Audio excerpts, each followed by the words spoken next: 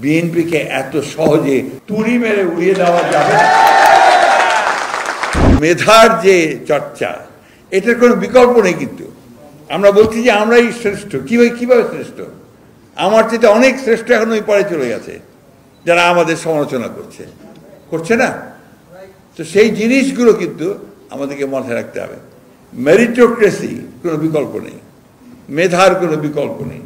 সেই মেধায় আমাদেরকে সম্পূর্ণভাবে এগিয়ে যেতে হবে। তারেক রহমান সাহেব আমার নেতা, তার সম্পর্কে কথা বলা আমার জন্য খুব কষ্ট মানে জটিল বলে এই জন্যে যে হি ইজ মাই লিডার। আমি তার সম্পর্কে কথা বলি যে মানুষ নেতৃত্ব লাভ করে বেশ কিছুভাবে। কখনো লাভ করে আপনার জন্মগতভাবে, কখনো লাভ করে যেটা বলে মানে ওটা পারিবারিকভাবে আসে, কখনো সে সেটা অর্জন করে নিজের আপনার গুণ দিয়ে অর্জন করে, কখনো মানুষ নেতা বানিয়ে দেয়। তারেক সাহেবের মধ্যে কিন্তু আপনার এই নেতৃত্বটা এসেছে অনেক দিক থেকে।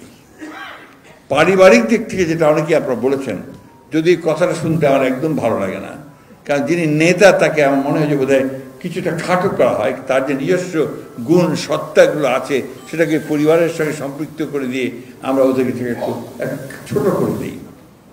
তারেক রহমান সাহেবের নিজস্ব গুণ আছে, যে গুণগুলোর জন্যই তিনি আজকে এই পর্যন্ত এসছেন, নাহলে আসতে পারতেন না। কেন বলছি আপনাকে এই কথাগুলো?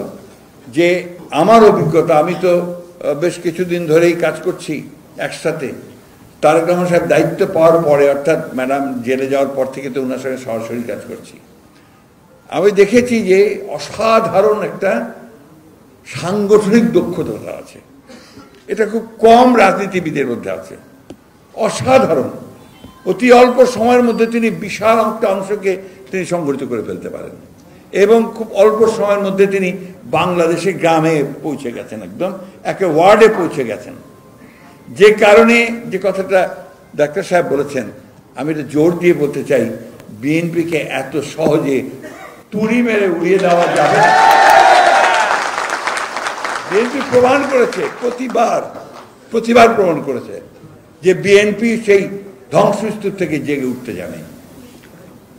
প্রেসিডেন্ট জিয়া রহমান সাহেবের শাহাদাতের পরে অনেকে ভাবলো বিএনপি শেষ, বিএনপিকে আর খুঁজে পাওয়া যাবে না।